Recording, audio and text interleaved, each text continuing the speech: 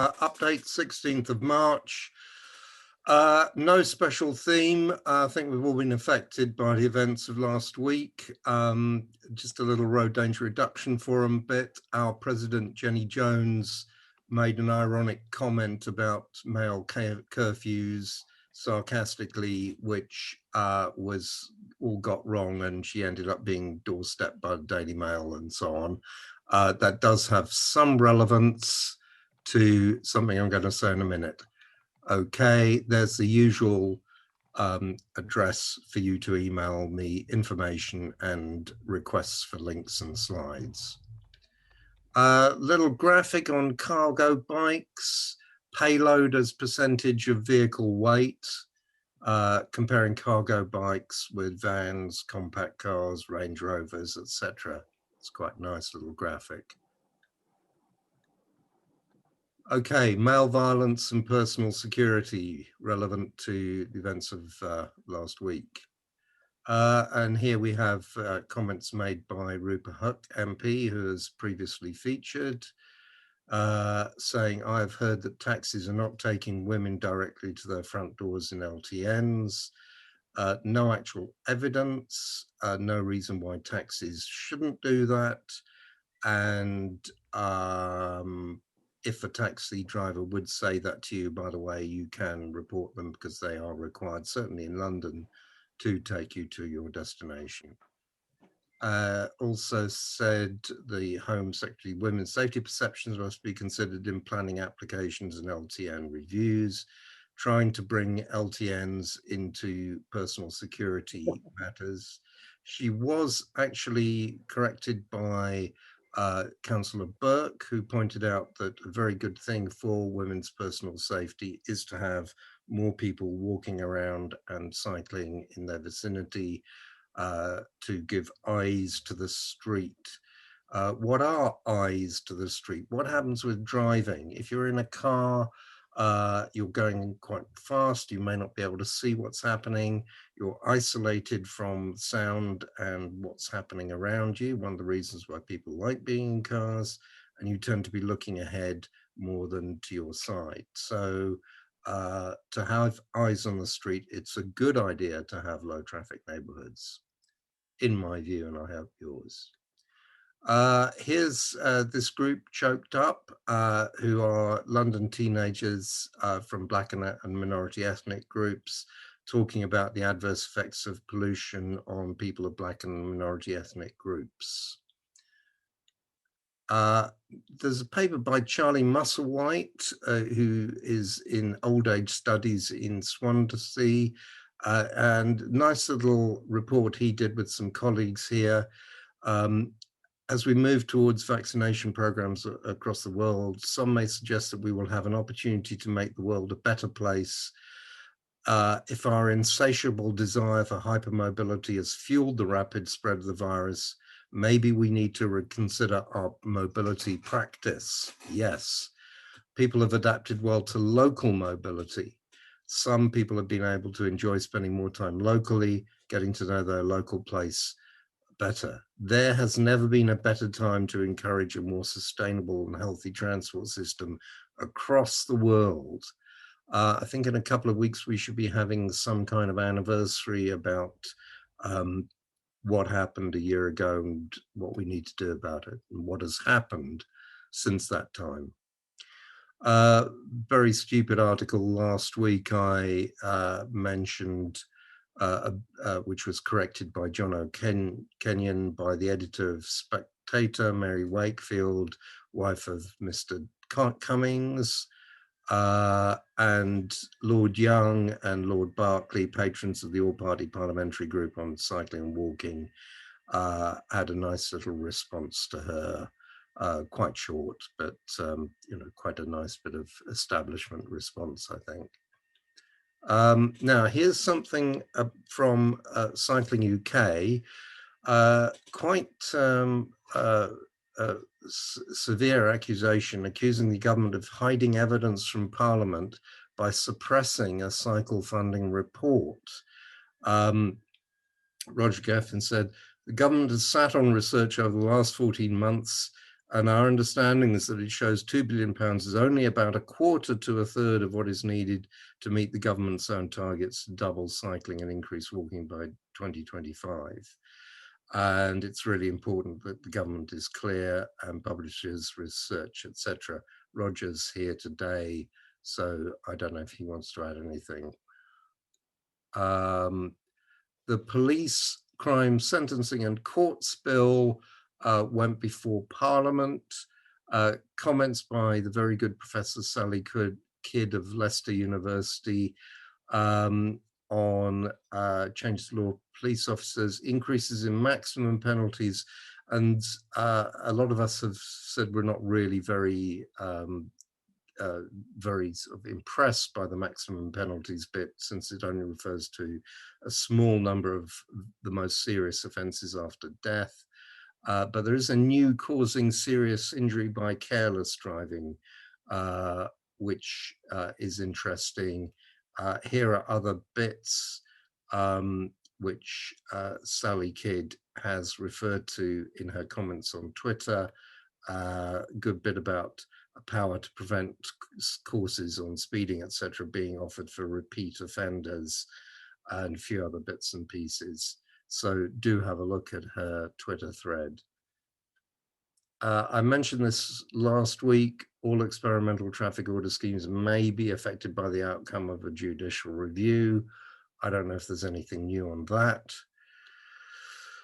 The Levelling Up Fund I referred to last week. There is some money for active travel, investments in new or existing cycle provision, providing it meets LTN 120. This week, there was news about the methodology note. Some places are being prioritized with a big weight to journey time to work by car, much more so than, for instance, journey time by public transport. And the all-party parliamentary group pointed out that for some areas, the journey time formula to a workplace by car is valued at 75% compared to 3.5% for going by bike. So it would seem that the Levelling Up Fund prioritises places where there's a lot of car use rather than potential for cycling.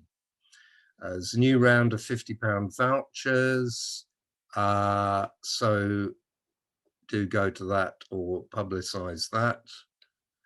Right, last week I took this out. It was a bumper 3-slide special for curb nerds. This one is about sinusoidal humps in Camden, which have gone in.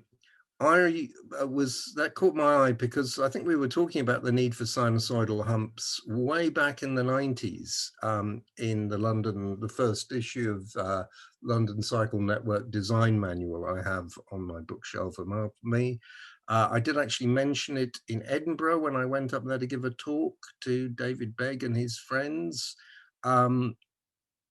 In the mid-90s, about 95, and I think they had a few up there in Edinburgh. So really, they are much better than ordinary humps for cyclists, do seem to slow motor vehicles down as well, and most people think they're preferable to speed cushions.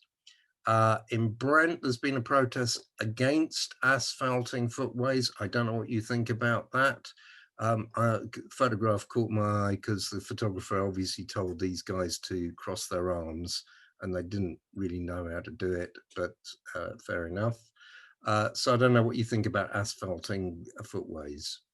And thirdly, imminent uprising of bollards. Bollards will rise in a great revolution. And there's opposition to that with stopping of rising bollards. This is my futile attempt at making a joke about bollards going up and down. Okay, various things to read, which I've mentioned before. Read that rather dry bit by Professor Goodwin. This is new. UK environmental protections being flouted, according to the BBC News. And these are all things I've mentioned before, just whip through those quickly. Here's all your must read on LTNs. about how they are socially equitable, and all your references there. Also to read, this is new, there's a webinar shortly, Landau webinar on cargo bikes. And this, I've mentioned this all before. This one here, Institute of Government report on Department for Transport, you should look at that. And Phil Goodwin on Grant Shapps's walking and cycling targets. You should definitely look at that if you haven't already. This is new. Has COVID-19 changed the school run? Very good thread by John Burke on green space. And these I've mentioned before. On the diversity page, this is new from Harry Larrington Spencer, making a video of what it's like to be a disabled cyclist. The freedom's like nothing else until you meet the A-frames, the chicanes, the poorly spaced bollards, and the cars on the cycle lane. Also, a new podcast featuring Isabelle Clément of Wheels for Wellbeing. Delay slide is still what's happening slide, nothing new on those two. Okay, in the UK, there's a new route planned in Sheffield to the city, from the city centre, university and hospital. Do take a look at that consultation. If you're up Sheffield Way, this is what it looks like now. And this is what is being planned, which looks better. West Sussex or Upper Shoreham Road, according to West Sussex CC's own traffic monitors, the number of drivers exceeding 35 miles an hour on the road, which has a 30 mph speed limit, has increased since the plastic ones protecting cyclists were removed. Now, as you know, Cycling UK is trying to get them, is trying to take West Sussex County Council to court over this, and you can help because it's funded by the Cyclist Defence Fund, which is managed by people in Cycling UK. So do give them money there at that link to support this action. In Oxford, there's a nice little bit about residents speaking up in favour of the Cowley LTN scheme. London, I mentioned this last week about school streets, lots of stuff there about how good they are. Right, this is a very important piece of evidence for all of you interested in low traffic neighbourhoods and what they call people-friendly streets in Islington. The results from the 6-month monitoring have been reported. And as Councillor Richard Watt says, there's been no adverse impact on emergency services or crime rates, big increase in active travel, improved road safety, improvements in air quality, no big increase in traffic on surrounding roads with one possible exception. Also, with regard to that area, do have a look at a thread by Chris Kenyon on City Road and asking you to comment on what it looks like. Royal Parks survey, a strong majority support the Royal Parks cutting through motor traffic, but their response to have another year of trials. And the LCC are saying end road danger, stop through traffic in Richmond and Regent's Park now. In Brent, there's a nice little thread by activist Charlie Fernandez on this scenario, family having to use a wheelchair in the middle of the road in this rat run route. Hackney, I mentioned that they've got 40 schools, over 40 school streets for primary schools. Right, Kensington and Chelsea, there's going to be a big council meeting shortly. And here's a nice thread on the reports put before the relevant committees by Luke of Always Last. And he's got a lot of things that are wrong with what Kensington and Chelsea have been doing. And also in on the case are obviously London Cycling Campaign, following better streets for Kensington and Chelsea. They say they have serious concerns about the council report, whether it's biased tones, etc. It's biased against the council, the cycle lanes. 48 organisations, including Road Danger Reduction Forum, who publicly supported the cycle lanes aren't named in the report. Some listed as objectors aren't objectors, and they are considering 4 options, of which 3 mean basically doing the same thing as before the cycle lanes went in. So we're gearing up for that, and we'll report back on that next week. Here's a lovely graphic. I have actually broken, or only half broken, my rule about not taking stuff from outside the UK.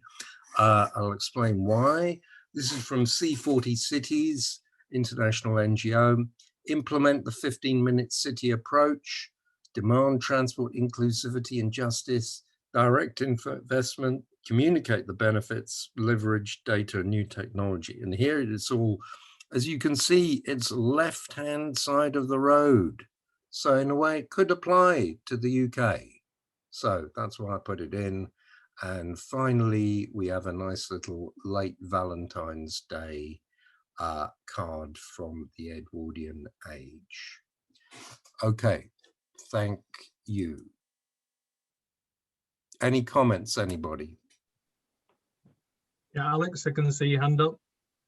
Maybe put the hand up in the chat. Sorry, wasn't. I was just stretching. Carry on. Oh, you're just stretching. I hope you had a good stretch. All good, thanks. Carry on. Thanks. Steve, was your hand up? What did I imagine? No, I was just giving Bob a round of applause. Ah, yeah. Well done, Bob. My hand's up. Oh, go on then, Ruth. Better Streets for Kensington Chelsea have issued the most extraordinary press release, and I don't know how to share it, but it's a bit long, but it's phenomenal in detail, and they've answered and ticked every single box. Alex Raha might know how to add it. Yeah, I'll try and put it in the chat. Okay, it's brilliant. Worth reading, every word. Good stuff. I did have someone from Shoreham then. Was it Chris? Was the hand gone down? No, it's Clive. Clive, Chris, sorry. I saw it right. momentarily. No, thanks. Just a very quick note. Thanks for acknowledging the thing about the speeding on Upper Shoreham Road. Interestingly, we couldn't establish a causation between the removal of the cycle lanes and the increase in speeding, and we were careful in our press release to make that clear. But interestingly, the media that did pick it up really went for that, and they made a big deal of that. That's the conclusion that they came to, but we can't prove it was causation, just a correlation, you know. Well, yeah, it's good science there. Thanks for the clarification. Dave, did you want to come in? Yeah, I'm muted or I'm up. Oh, no, I'm open, guys. Just another one we've had in Scotland that's just closed. Coventry was looking at it with Adam Tranter. Mobility credits. If you qualified for certain passport situations, Energy Saving Trust was giving people up to £3,000 to scrap an old car, but you couldn't buy a new electric car with it. You had to spend it on a bus pass, which is about 2 years worth of bus passes, or joining a car club or buying a decent electric bike. I'm going to try and find out what the uptake is on it, but that seems to be the first instance of offering mobility credits to scrap old carbon type vehicles. On Birmingham doing something like that, or did I imagine that? Well, I don't think Coventry's got it. Was it Coventry? Sorry, yeah. Okay. Sorry, I mentioned that last week actually, but I don't know what the news is. If there's any, just email. Yeah, I'll add in the comments, but yeah, I've got several examples going back to 2009 in Europe. The Line did it in Belgium in 2009. All right, cheers for that, Dave. Robert Campbell, I'm hoping it's not a nightmare audio-wise, but did you have a question that come in? No, I was just going to point out the recently released plans for central Newcastle pedestrianisation that wasn't on the list of things that came up in the news.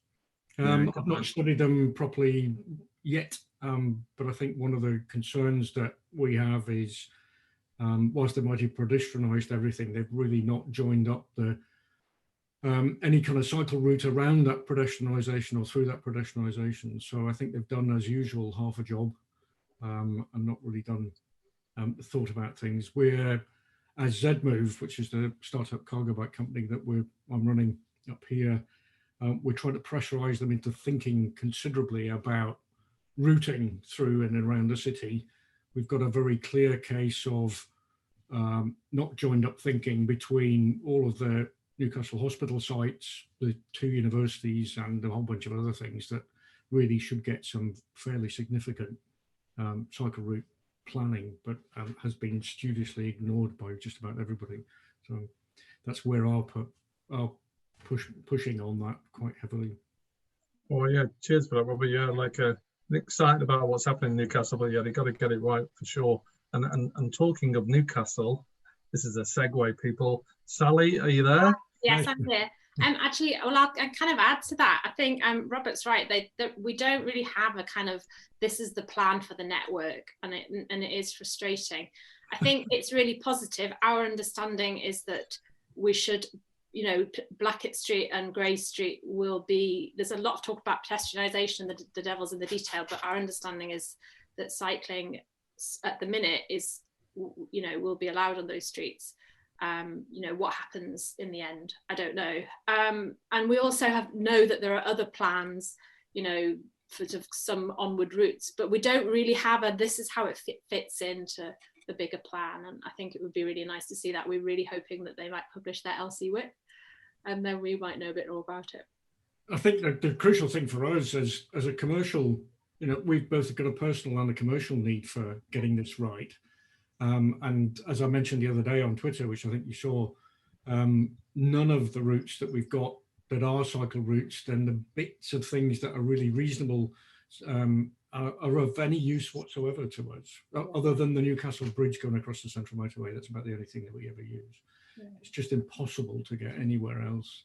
Yeah. And we're running cargo bikes as far west as far side of Westerhope and Callerton, all the way across to basically Tynemouth, North Tyneside, and it's just, we get very little help from anything in reality, and it's really frustrating not having. They don't engage with us. Every time we try to go and engage with those people, they just basically blank, which is really frustrating given the fact that we know 1 or 2 people there who originally talked to us, but just don't want to engage in, here's the big plan, what can we do? So, rant over, sorry. Right. No, we've all been there. Sally, yeah, the floor's yours, sorry. I'm going to share my screen. A couple of people have asked me if I'll talk about, hang on, a little bit about how I've been going about researching historic LTNs. I mean, the focus of my research isn't direct, this isn't it directly, it's a sort of only a small part of it, but I think I've been thinking that it might be useful for a number of reasons to share this.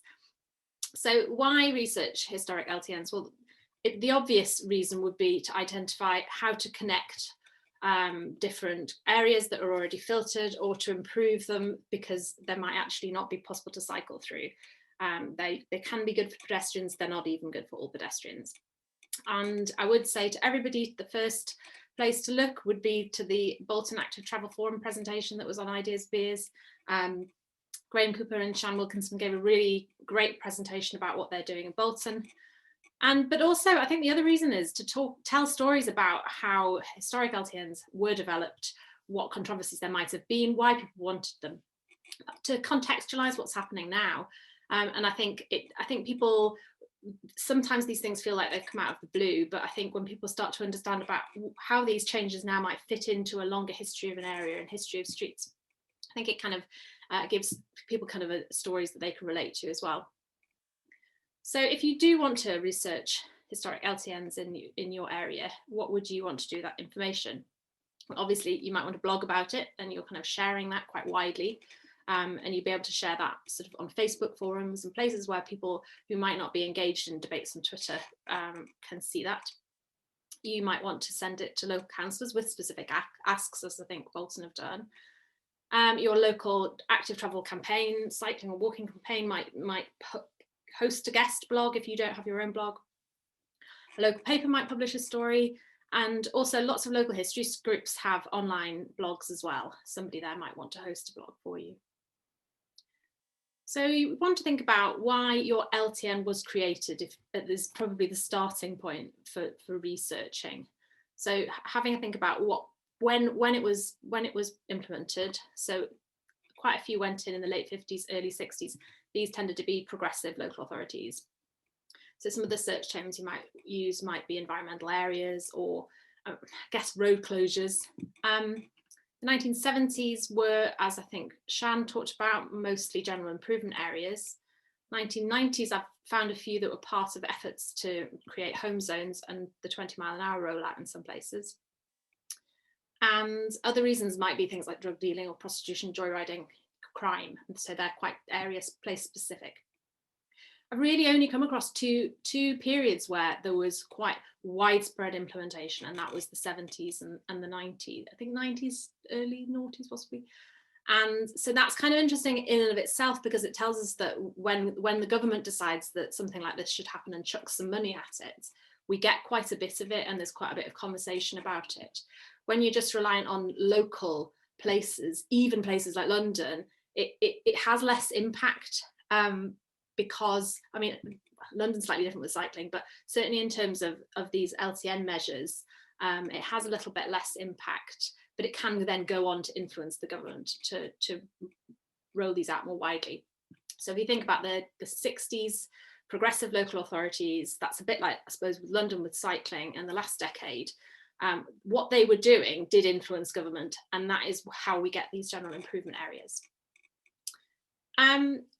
And so search terms, well, all of these, I've put a few different ideas on here, things that I found really useful when I've been searching for local LTNs. And obviously the name of a street is quite a good starting place. But I've also found that if you search under things like children playing out, often that comes up. And the reason that is that there have often been local campaigns in areas where there are concerns, parents, usually mothers, about the high levels of traffic. So play seems to be one of the significant pushes for reducing traffic in local areas. Online resources, the British Newspaper Archive is amazing. You do have to pay, I think it's like £12 a month or something, but you could, sign up for 1 month. If you're willing to part with that money, perhaps your local cycle campaign might help. Then also Hansard has quite a lot of parliamentary debates about all these different measures, different things going on at different times. Sometimes, an MP will just take a complaint about something that's happening in their local area, even though it's not really quite their business. That can appear in Hansard. Academic books and papers can often not be open access, and that's a bit frustrating. Once libraries and archives open again, you'd be able to access those there. I've also found loads, in particularly the Architects Journal, actually, where there were case studies on implementation in particular places. But so architecture, urban design, landscape journals, some of those you might find online if they have put their archive online. And then physical resources, once we can actually get back into them, if you're really interested in finding out more, there's the National Archives in Kew. And actually, even just the online catalogue will actually bring up lists of places. I noticed de Beauvoir's listed there, for example. So there may be others. The local government archives, these are sometimes held by local authorities, sometimes the local museum services, local studies centres and libraries, and ask around, ask people who remember some of these events. And actually local history Facebook groups or Facebook groups for particular areas will often have pictures and people remember things. They're quite a good place to go to ask people. And that's it.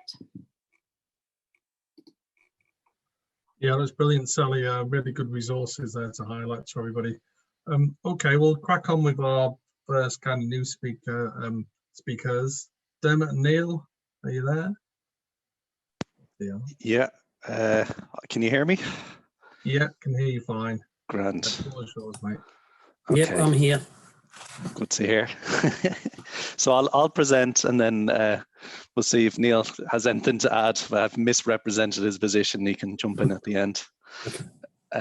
So if I hopefully while they're doing that, I meant to say, if you look at filtered permeability, that's the kind of 2000s term for low traffic neighbourhood. Just to get the set, Sally.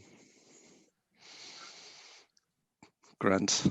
Well, Okay, so I'll get going on this. So yeah, this is basically around a presentation around a new tool myself and Neil have started to develop, called it Route Plan Rate. And the main reason for the tool is to try and measure the quality of London cycle routes in a slightly different way.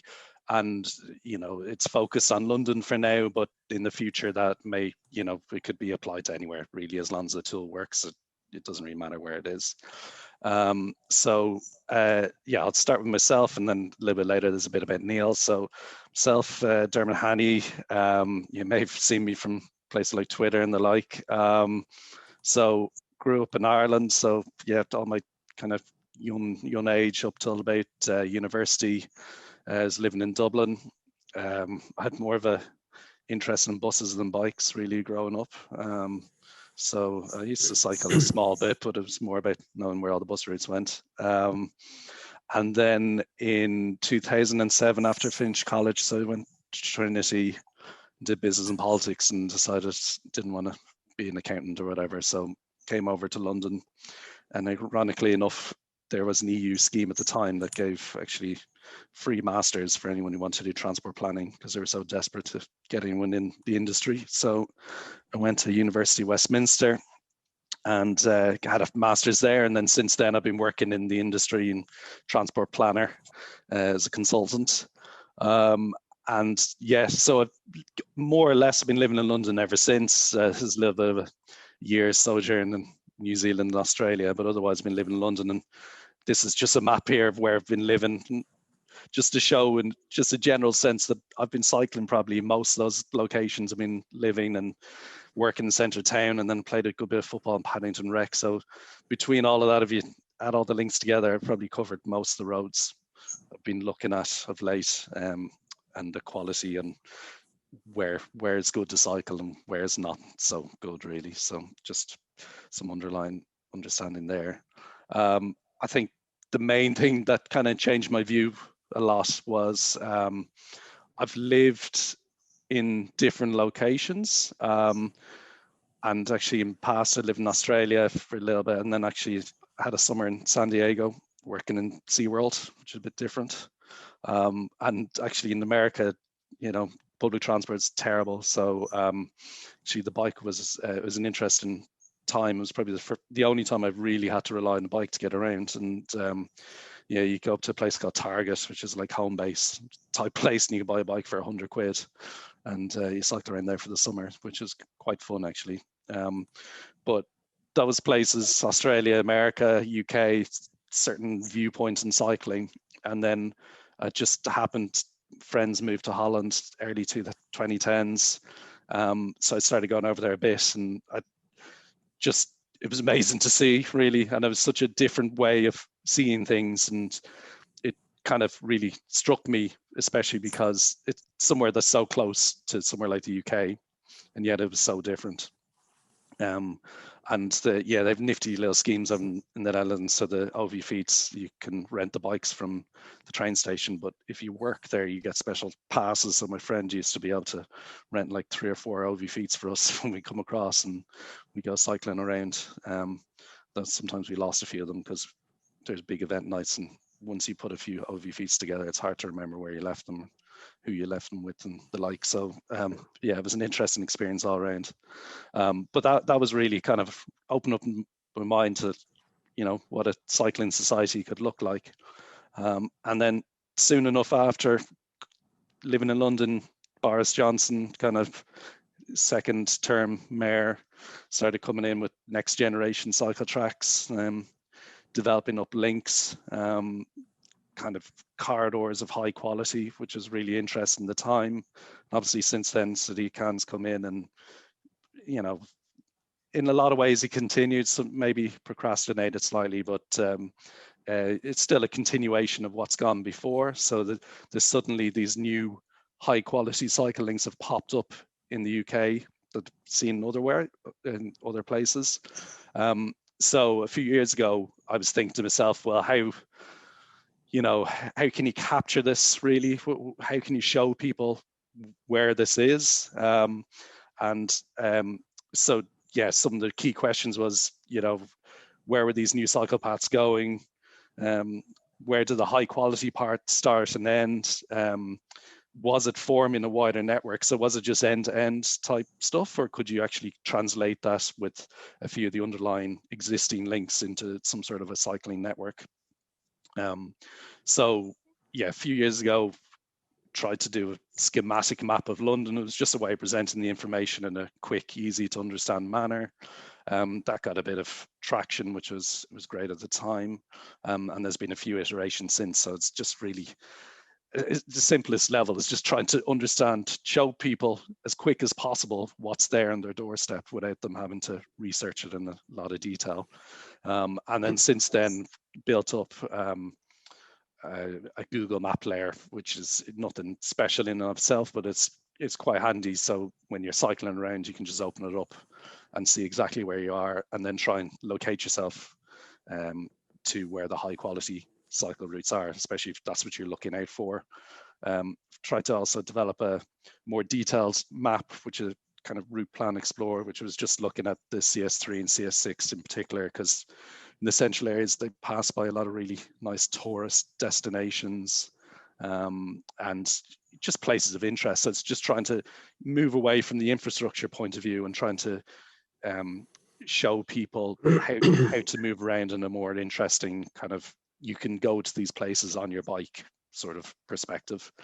And then more recently, I've been working with the guy, Neil Guthrie, something you might have seen from Cycling at Tea Time. And we're just trying to develop a tool where you can just look at a bit more depth at where the really high quality cycling infrastructure is. And we just call it gold standard cycling. And it's just a bit more depth as to trying to number locations and saying, this is where you find a Dutch style junction, and this is where you find a really good example of cycle track beside a bus lane, or cycle track along a really busy road. So it's just trying to different perspectives on the infrastructure that's going in, and I think the main thing is trying to give that to people as knowledge, and then they can decide themselves after getting as much knowledge as possible whether they want to make the next trip by bike or not.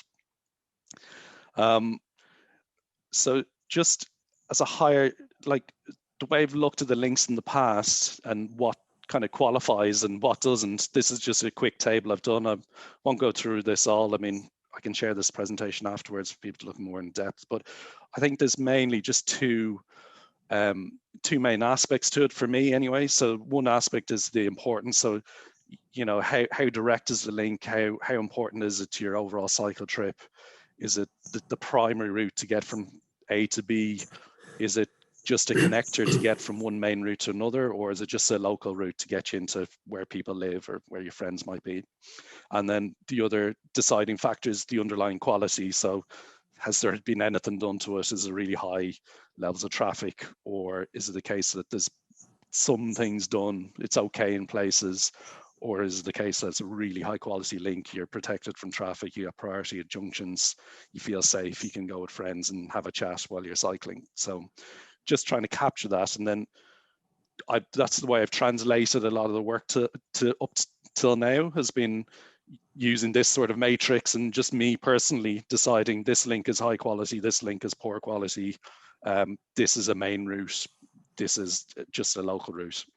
And then that's ended up on the right hand side into that kind of layer I have in Google Maps and different colors to represent, you know, red is not where you really want to be, and green is like you will probably enjoy cycling there.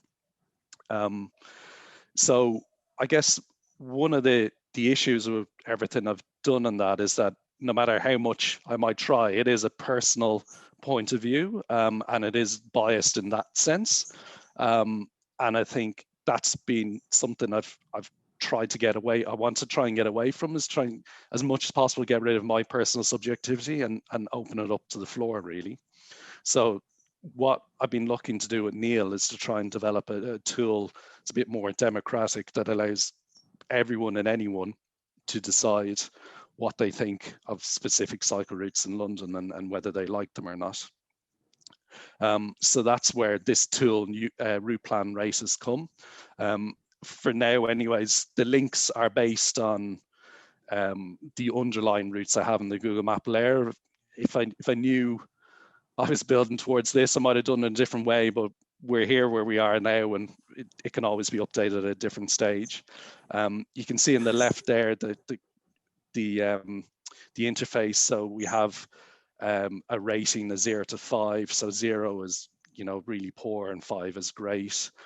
There's an ability to add comments to the link, to click in and add why you think it's one way or another. And then obviously with the map, there's ability to locate the link you're looking for, to click on it and to understand what you're actually rating at the time. So to get to where this is, I had to, I knew I couldn't do this myself. So I put it out on Twitter, and actually Neil came back to me and said he'd be willing to help, which has been, to be honest, a massive help. But as I say, I wouldn't be able to do it. And if I had to go out to, say, the market, it would have cost me a fortune. So it's been, yeah, a huge help to get from Neil on that one. A few other things, I'll go into a little bit more detail in a second, but a few other things to note on this is we've tried to look at even day and night differences. So there's an ability there, you can see where there's a little box to tick night, to try and split that out, because obviously in some places it's really attractive to cycle during the day, but suddenly when the sun goes down, you feel a lot less safe. So again, it's just trying to capture those feelings as people cycle along. And I think one of the main things about this, and I'll maybe go into a little bit more in a second, but that it's trying to get beyond infrastructure and the technical side, and it's trying to get more to comfort, stress or lack thereof, and how people just feel about using the cycle link itself. So yeah, just a little bit of Neil. So Neil's a web developer, I guess, by night, and then by day he's a driving instructor. So he's got a good experience of getting out on the road. He's a reformed van and truck driver. And then he's been involved in road safety with ROSPA and IAM. Lives in London, and clearly is very eager to help and to see an expansion of the cycling infrastructure. So that's a little bit about Neil.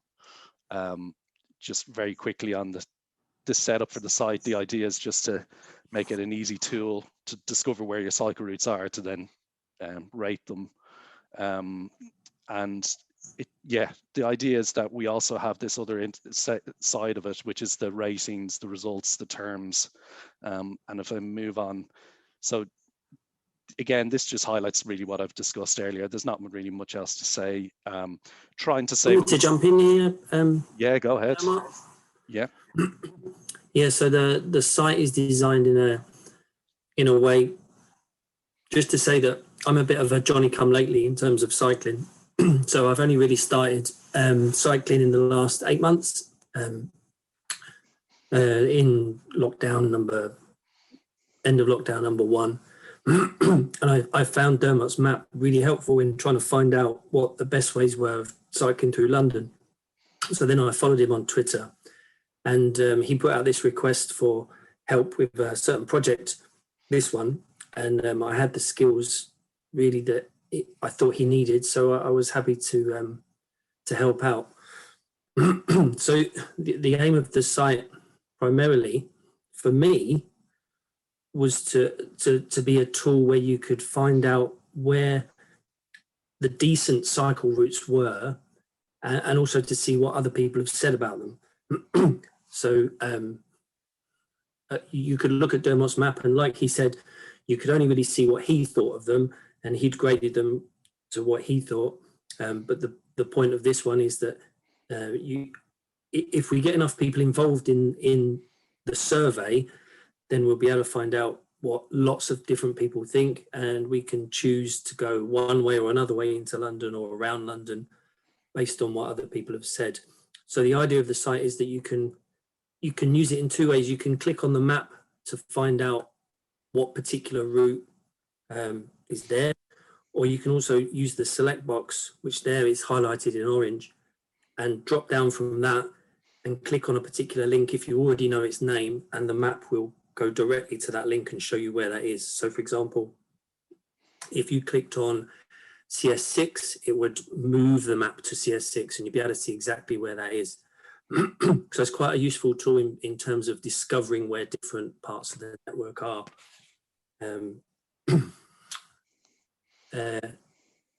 Yeah, so there's also a results page that Dermot's just moved on to. So for each route, if it's had a rating applied to it, you can look at it. So you can see what other people have said. You can see the positives and the negatives and the rating from 0 to 5. And you can filter those results. So if you want to see all the ratings that have hit 5, you can do that just by clicking the rating button. So all the results are easy to work your way through. And then you can click on a particular route. So for example, there you could click on Q22, and that would take you to what people have said about Q22. And then from there, you can click into the map and it will tell you where Q22 actually is if you don't already know where it is. So it's a good way of just kind of flowing through and finding out where links are, what people have said about them, and how do you find them. And also on the right hand side there, you've got the date of the thing. So obviously things in London are changing quite quickly now. So it will tell you if the rating was recent or if it was, you know, a few months ago. This page on the screen now is to do with the terms that we're using to describe. So there's 25, I think, different terms that aren't all highlighted here. But if you go to the website and you look at the page that's called terms, it will show you the terms that we've used. So for example, in the positive section there, you've got low traffic. If you click on that, it will tell you all the links, or the routes that I would call them, that have been described as having low traffic. Or if you were to click on routes that were dangerous, it would show you all the routes that people have described as being dangerous. So it's a good tool for finding out how other people have described particular cycle routes. Yes, thanks, Neil. I'll just, this is my slide, so yep. You might find it so easy to discuss over this one. Just to mention, with everything just Neil said, for now we've fixed the terms, so we've come up with 25. I think we just wanted to kind of keep a cap on it for now. Maybe later on we can open it up, but just for now we just decided it's easier to fix it. And then really what the outcomes of this, so it's, for me anyway, it's finding new trends, you know, how London's changing, what has worked, what doesn't work. Maybe stuff people enjoy this year, they don't enjoy next year. It's also about sharing the data. We're not trying to kind of hold it, you know, and we're just trying to collect it and help people use it. So we're happy to work with others who may need the data. Again, yeah, it's just progress over time. And then, yeah, so I think for me, for this, I would like to replace my view on the cycle routes with this and change the mapping that I have for what I'm doing. But also I think it'd be helpful just to have mini reports just to show where links have changed over time. And as Neil's saying there, is just use the data to help people understand more the best cycling links and the ones that suit what they're looking for. So yeah, why we're here really is that we have the website, we've developed it, there's a certain user interface there, but now we need to test it. And clearly everyone on here is very knowledgeable, especially around the areas that they cycle in. So we'd be really appreciative if whoever is interested could go onto the website and start using and try and fill it in, and just use it how you see fit. You can do one link, you do 100 links, whatever you feel best to do. And it'd just be really helpful to get your feedback. No problem sharing it with people, but for now, we're not trying to do a major public launch. We're looking for you guys maybe first, because you're more, your background and your knowledge, to maybe test it to its limit at this stage, and then come back with any comments before maybe we go more public on it. And then within any comments, I think just looking for what you think would be a short-term change, a quick thing, and maybe longer term, what do you think would be more valuable, but maybe we need to find someone to help, basically find some money or something like that.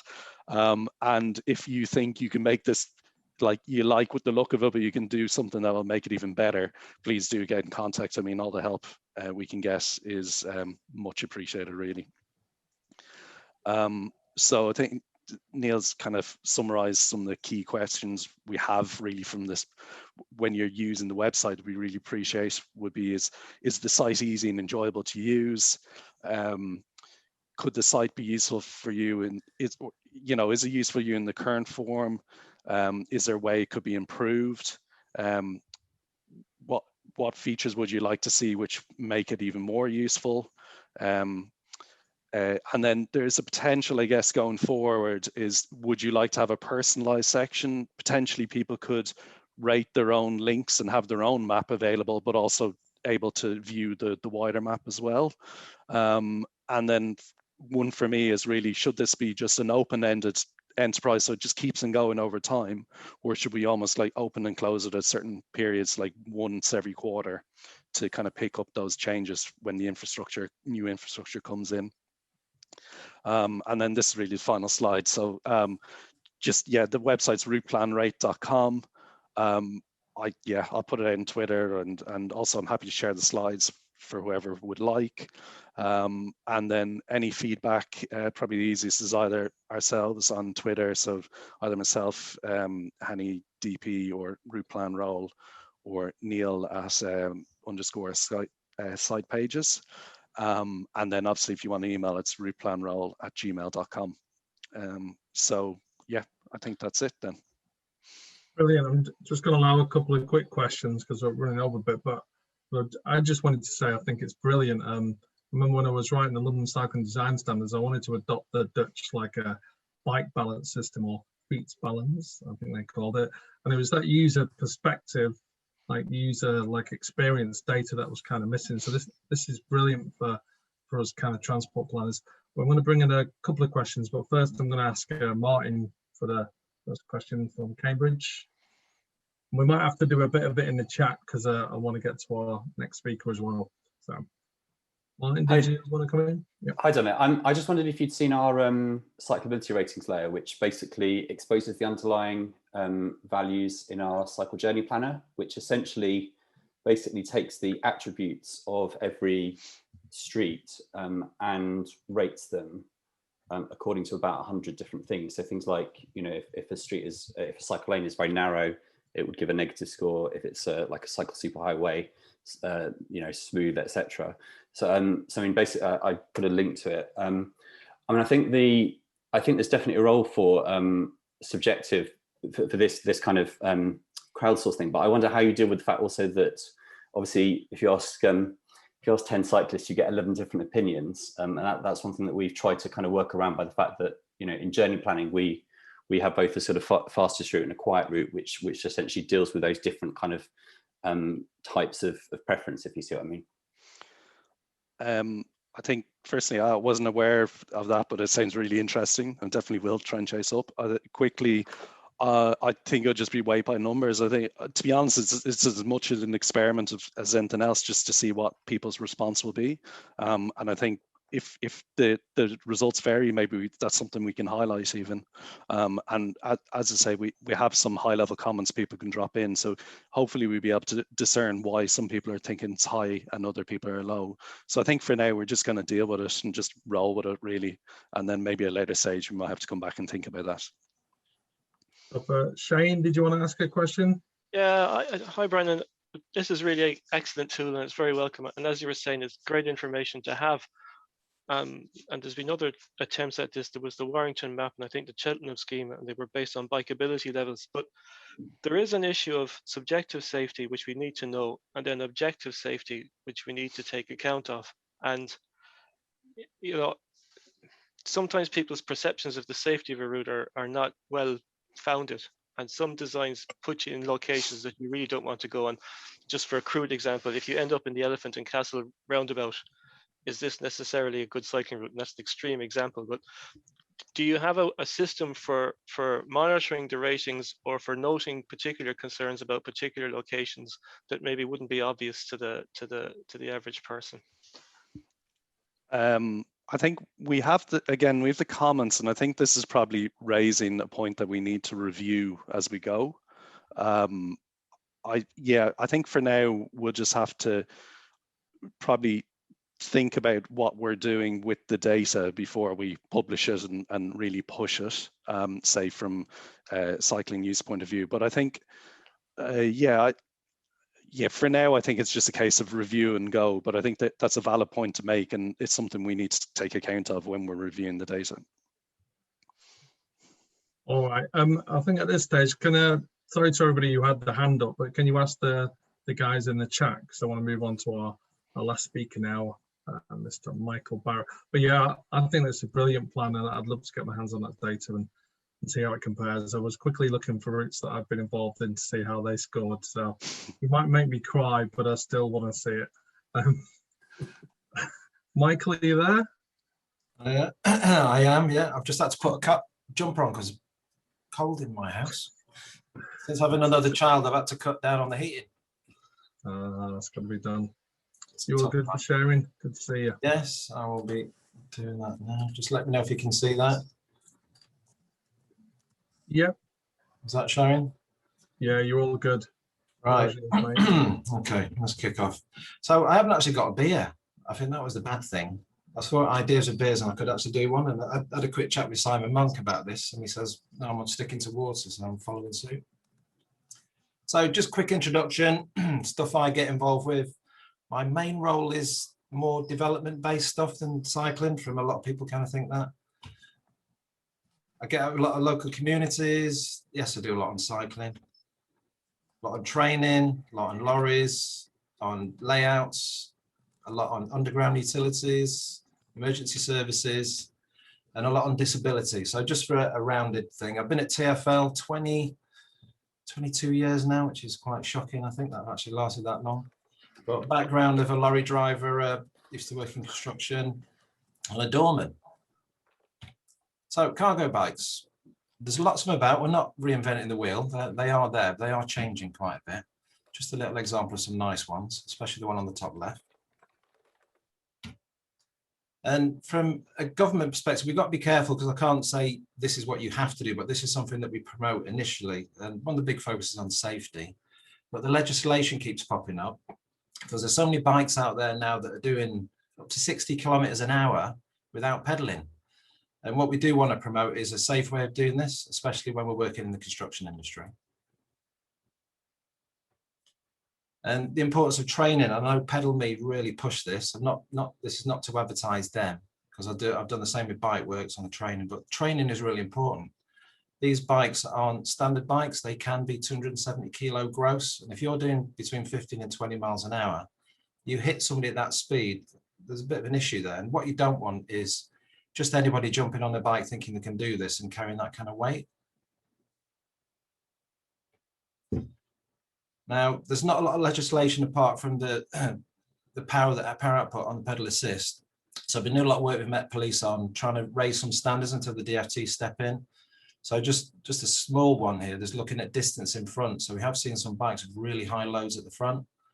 And Pedal Me, just a good example there that the rider's got a good clear distance in front of him. But if you've got a load up to your chin, how do you see a small child stepping out? So it's making sure we promote it in a nice way. Why encourage use? I don't really need to sell this to this group.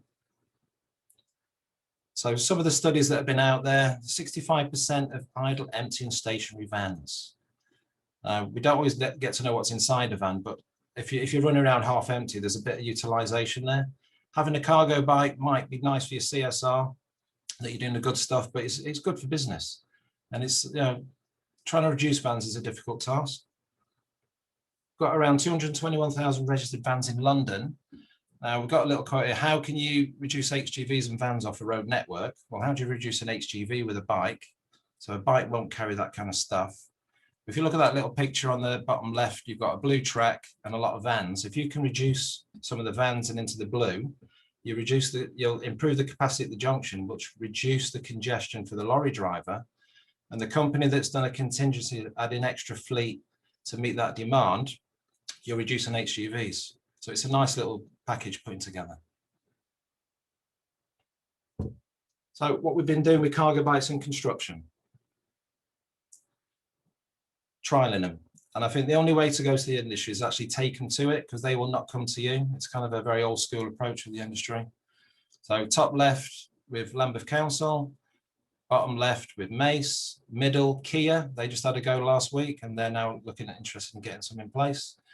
JF Hunt's a demolition contractor, which were a little bit hard work to get in, but they had a look, which is a start. And practicing what we preach. And the bottom right is us delivering hydrogen canisters to Highbury Corner. Now, yes, this is a great one. So we've done here is Rally have loaned a bike for 3 constructors, Structure Tonus, Robert McAlpine and Mace. And they're sharing one bike to trial out doing collection and deliveries. I wanted to highlight this one is also helping out the local businesses. So we said you go down, make an order, 1 bike will deliver to 3 sites, workers lunchtime. And this is 45 collections that we've done on this job. And for the local business who are struggling, I think this is really important that we can help out. And the bike's a nice way of doing it. And supply chain. Now, these are the big guys that we need to concentrate on. Speedy Hire, this was 3 years ago. I introduced them to the bikes. Since then, they've done about 83 deliveries, which is not a huge amount, but it's a good start. Since then, HSS have shown interest. They've now got a bike that they're trialing. Gap are trialing a bike next week. And once Gap do it, you're starting to look at a lot of other people taking interest, and that should help give that shove. FM Conway. So those who have seen the FM Conway bike, I'll just give you a bit of history. So the Illuminated River project along the Thames is all the bridges. It's going to be the world's largest outdoor art project. The yellow line shows Cycleway 3. I was at a traffic management meeting with FM Conway, and we talked about how you're delivering to your bridges, and they said by van. I said, well, could you deliver by bike? You can't deliver by bike, mate. I said, yes, you can. He says, no, you can't. I said, have a look at this. That's not a bike. This is a cargo bike. And the 2 guys here are senior managers. One's their head of structures. So I gave them the dues. I said, they'll come out and trial it with me. So I took them for a spin. You might notice on the picture, they've got some massive grins on their faces. And once you've got that grin, you're in through the front door. So then we did some off-road trials, looking at what kit they can put on a bike. And this is the important thing, is knowing what you can actually carry. And this wasn't about doing it for the look. This was actually doing it because it was practical. And then the next bit was to do a risk assessment. So for those who've worked in the construction industry, they are health and safety mad. And it's making sure that you meet that demand when you're doing stuff. So we did an off-road risk assessment. We did an on-road risk assessment. We did a desktop risk assessment. I took the guys out with me trialing it. We did it with a load, without a load, from their yard in Old Kent Road to one of the bridges.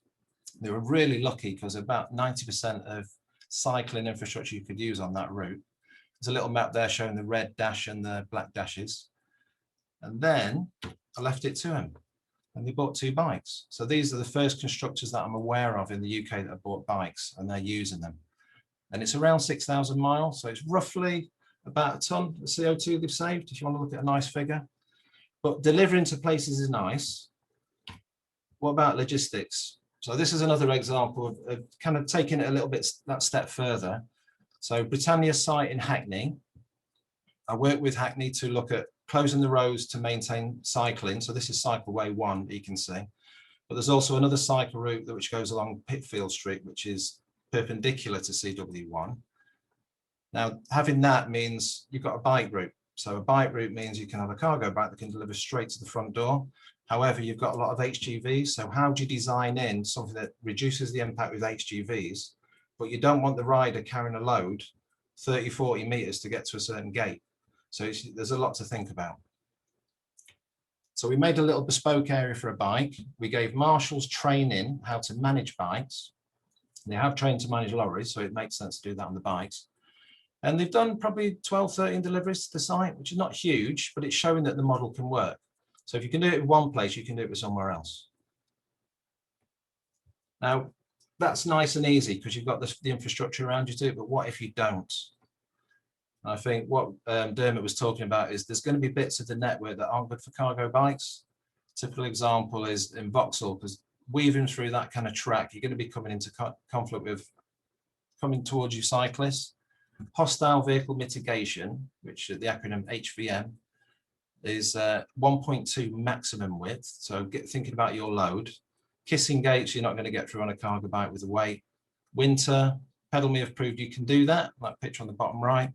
But one of the big challenges we have is the conflict with the members of the public and the conflict with other cyclists. Now, if you've got massive peak numbers of cycling, adding in 4 or 5 cargo bikes in there, that queue is going to be long.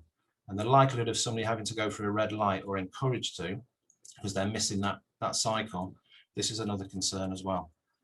And then when you're talking about cycle lanes next to footways, there's a plethora of people that we need to consider. Older people, disabled people, visually impaired, adults with learning difficulties, children, adults checking their phone and not looking. And again, what I talked about with the weight of the bike hitting somebody, you've got to be really careful. Roadworks is another issue. So we can have this nice stuff out there, but are we designing for cargo bikes in roadworks? This is probably one of the only examples I can find, because it was one I did, where we designed for cargo bikes and for Isabel. This was checking the width, making sure a bike could turn on this, but also with the ramps, we put super elevation. So if you're on a racetrack going round, you'll stick to the track. So on a 3-wheel bike, you're going to stay in properly. But this, again, is costly. I think one thing in London we've got a benefit of, we've got this thing called lane rental charges. On a section like this, you're looking around £2,500 a day. For a 3-month scheme, that's probably £130,000 charges you're going to get for traffic management, unless you can design it in a way that doesn't impact the people that you're supposed to be protecting. So this section here, we did a like-for-like layout. So the site got a waiver for this. So it actually saved them quite a lot of money compared to how much they actually paid out in the first place. Behaviours is something else we've got to consider. So cargo bikes are not for everybody. Some of the stuff we see in London, I bite my lip, I have to. Now, if you're going to be promoting, or if I'm going to be promoting cargo bikes, we've got to think about how that rider is going to behave. And the construction industry is not like Pizza Hut. So Pizza Hut will have stuff delivered all over the place. Will they really be bothered about it? Probably not. It's more about the customer getting their load. The construction industry, you've got a name there and a reputation. So you do not want a rider going out on the road and causing a reputational problem for the client or the contractor itself, but also safety of that rider. Now, if they ride in a certain way, there's 2 examples here, which is not good luck. The person on the left, I've normally got a video, he actually cycled, or she, I don't know the sex of the rider, but went straight down on the footpath where you would normally think get on the road. And the one on the right-hand side, the rider's decided to go through a red light and not checking that there's a tipper coming round. And he's literally 4 meters away from getting wiped out. I think it's pretty fortunate there. So this is something else that needs to be considered. So future. Construction logistics, yes. How do we embed this early? Very important. And for planners that might be at this meeting, there's ways of doing this.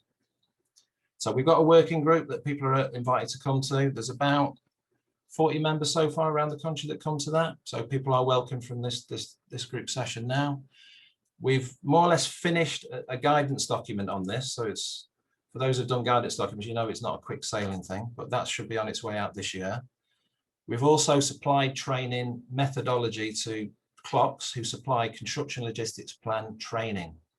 Now, once it's in the CLPs, then the client will have to push that through the application, and the contractor has to incorporate that. But if they don't know how to do it, this is where the guidance comes in. And it's liaising with everybody, making sure you can do this. I was going to leave this for the last one because I think this is a really nice story. So Jones Brothers Dairies, no, it's not construction. They deliver milk into the City of London. In the 1870s, I think it was, the company first started there, now at the 4th generation Jones. This is a picture of the women doing the deliveries while the men were at war. They then went to lorries, to diesel, to transits, and we're now in conversation to come back and trial a bike. So they're doing a full circle. And I think this is something to show that it can go back to this kind of style, and a lot of people can buy into this. And that is it from me. It's bit of a quick fire thing, but it just gives you a rough idea and some nice pictures to show it's happening. We do have to tread carefully, not to just rush out and do it, but yeah, there's lots to gain. Brilliant, thanks for that, Michael. Ask people to put their hands up or jump in with a question. I'm going to start asking you questions because it's been a while that I've seen you. I wanted to ask about the hostile vehicle mitigation and that 1.2, like a max width, and whether, in your opinion, there's anything we can do about it. I've come across it a couple of times and I go, well, surely this is a failure of the Equality Act if we're saying 1.5 for non-standard bikes and the rest of it. Just wondered whether you had any more intel on that and like how fightable that is. The feedback, from the questions I had was non-negotiable. Yeah, same. There is a big reason why, and I think we need to support that. But it's whether somebody designs something slightly different that could make it. But I don't know. This is out for the designers and innovators to come up with something. All right, no, that's good to know. Well, I see hands up. I don't know whether they're historical hands or not, but I'll call you out anyway. Mark Strong, did you have a question? Well, it was a historical hand, but it's relevant to this. Hi, Michael. Yeah, I just put in the chat Brighton's cargo bike accelerator project, and we're doing something quite similar on a smaller scale. So I just wanted to say that there are smaller places, not just central London, are doing it. And we've got things like, the best story actually is the local plumber who complained that he was getting parking tickets from the council all the time for turning up in his van. And the council said, have you tried an e-bike, a cargo bike? And he said, I can't carry a toilet on a cargo bike. And they said, how often do you carry a toilet around in your van? So he basically got an e-bike through the Energy Savings Trust programme, which I think 10 or so councils got. And he's now doing small scale repairs in the centre of the Brighton in CPZs and so on with a cargo bike, and the tools are all in there. And if he does need a toilet or a bath suite, he just gets it delivered like everyone else does. So, and rather than just complaining about his tickets, he went out and did something about it. So and one of the things that people signing up in Brighton got done is they got free bikes, but they have to be role models. So they're there to be advertising for cargo bikes generally. And I presume that's the thing that you're working on as well. Yeah, there's a lot. Before you answer, can I get you to unshare that screen so we can see your face fully? It's saying new share there. Has that not come off? There we go. Yeah, fantastic. Right. Now, I was saying for Mark, Raleigh and I think it's Nottingham City did a study on the costs. So especially the tickets. For London, like any other city, is the tickets are a massive issue. And if you're spending £2,000 on tickets every year, there's got to be a nice incentive. Yeah, it's good stuff. Charles, did you want to come in with the question? Charles, thank you, Michael. Really nice presentation. It was good the way you pointed out some of the difficulties with cargo bikes. Width and visibility and so on, and that prompted me to think that not all cargo bikes perform the same. If you take something like Mike Burrows' Freight 8, which is a two-wheeler rear loader, it can virtually go anywhere a bicycle can go. So I just wondered, is there any sort of feedback you could give to people who want to use cargo bikes, where some will create more problems than others, front loaders, three-wheelers and so on?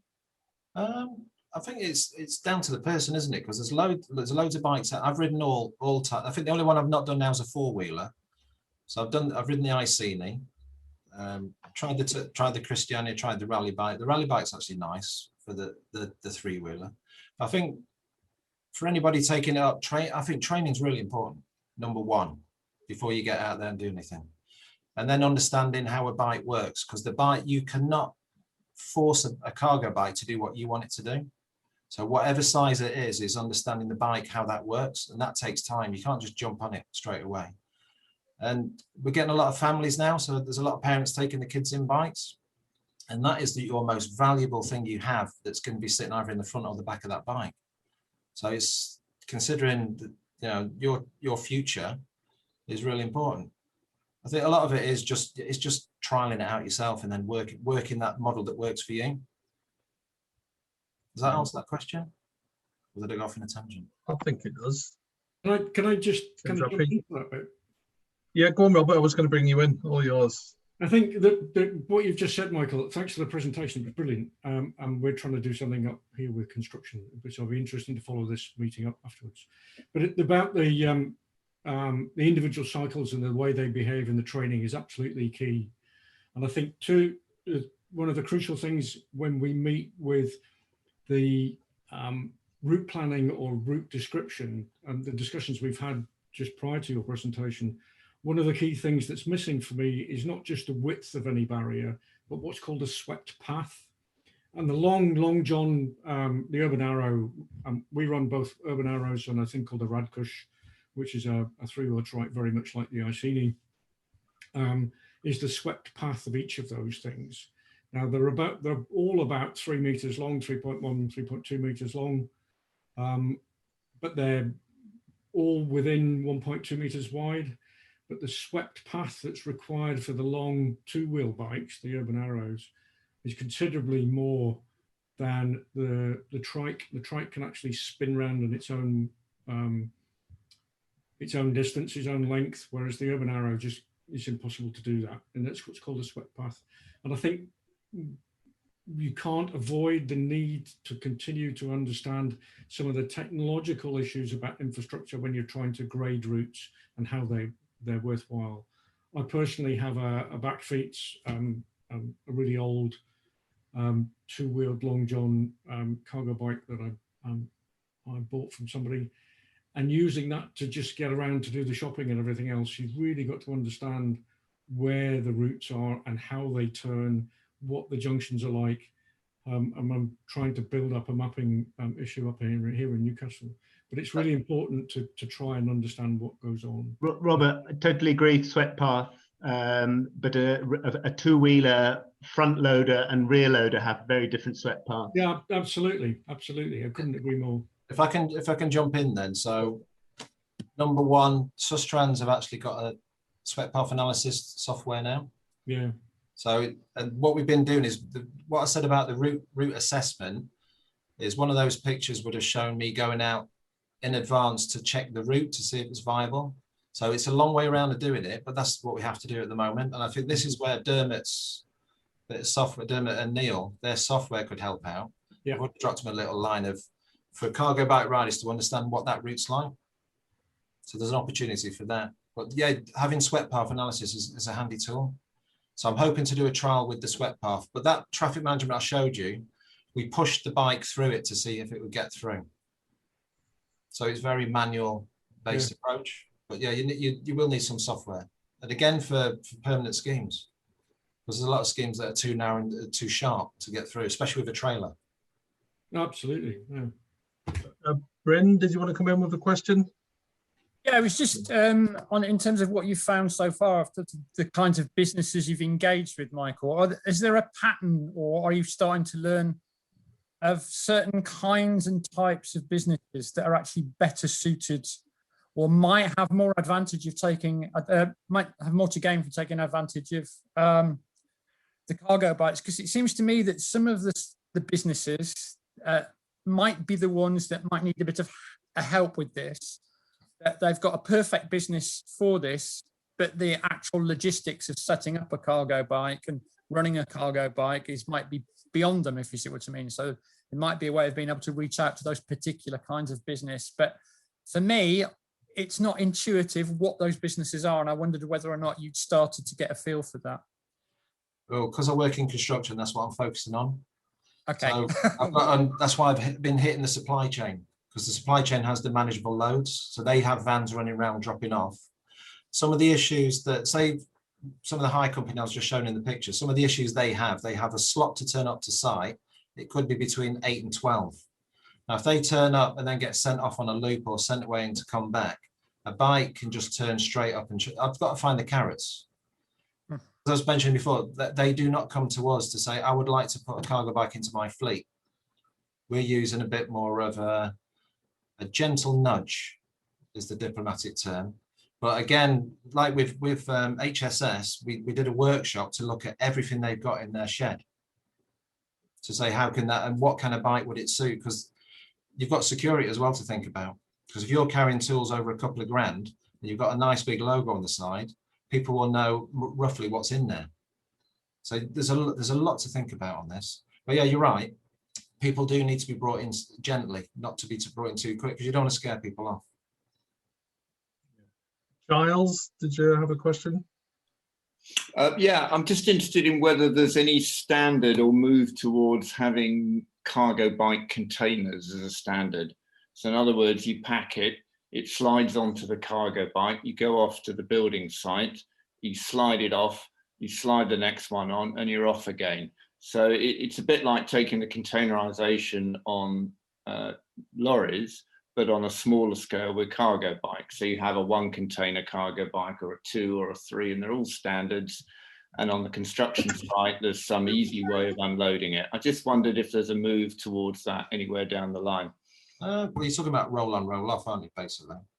Yeah, so you don't have to have the unpacking and the faffing around and moving half a sack of cement somewhere, or you know, it maximizes the time on the road, which is where the transport company is earning the money, and minimizes the time on site. One of your challenges is you actually load weight you can carry. So if you start adding on boxes, you're looking at increasing the load, and then the battery power that you've got won't be able to manage it. And that's when you would go, it would make more sense to use an electric van. So there's some that especially if you do like a little train with this, where you could actually shift the whole box over. But you've got weight is one of the big playing factors. Even a kind of fiberglass box.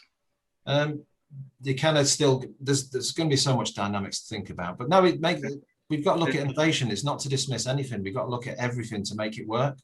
Okay, cool. There are a couple of trailerized systems that work in that way and will lift standard Euro pallets. And if you look at the EAV cargo bikes, they're also looking at a modular platform to do that kind of thing. So, and the VLOV Armadillo is also being used as a containerized bike. So there are means to do it, but as Michael said, the weight problem is one of the key issues. For the retail industry and stuff like that would work. Yeah, definitely. All right, I think we've oh, go on, Dave. Dave, I see you waving. Sorry, Dave. Go on. Try and make it snappy because we're at the end of time now. You're on mute, Dave. I'm unmuted. Right, 2 points. One is Alibert. There's Euro pallets has been mentioned. There's a long established set of standards for materials handling crates and containers, which is well established. They're lightweight, molded, and they're all standard size. They stack together, and I think that's where we should be looking rather than trying to reinvent the wheel, because a lot of stuff is already supplied in containers like that. And secondly, are you dealing with Toolstation and Screwfix? Because they trunk up. Anybody orders stuff online, it's all trunked up from the Midlands. They don't use their local depots. So you've got a 24-hour wait before you get something. And there's a lovely USP there. I once had a plumber who couldn't finish a job because he needed one component.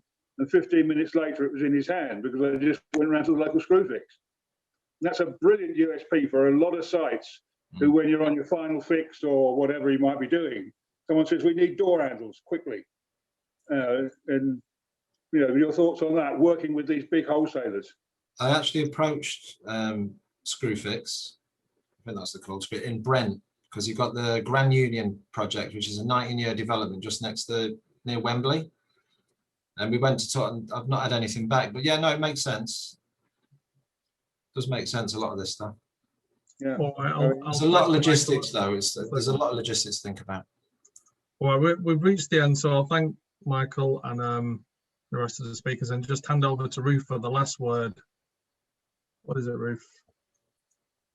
Last word. I did have a very contentious one, but I'm going to keep that for next week. So some of you may remember these wonderful things called maps. And today I went to Wimbledon Windmill and to find the new cycle route, New Malden to Rayners Lane, which is phenomenal. It's absolutely phenomenal. But if we hadn't had these paper maps, we wouldn't have found it. you can't get a signal in Wimbledon windmill area. Plus, it's famous. It's called C31, this new bike lane. Does anyone know why it's called C31? Where's C30? Where's C32? The magic difference in the Netherlands is that there are those boards, knooppunt boards, at every major junction, so you can find where you are and where you've been and where you're going. We need that. And I could be out of order here saying, but I think women especially would prefer something that is there. They don't have to look at a phone and they don't have to work it out with some kind of thing. Anyway, paper maps. LCC, can you please bring them back? They're fab.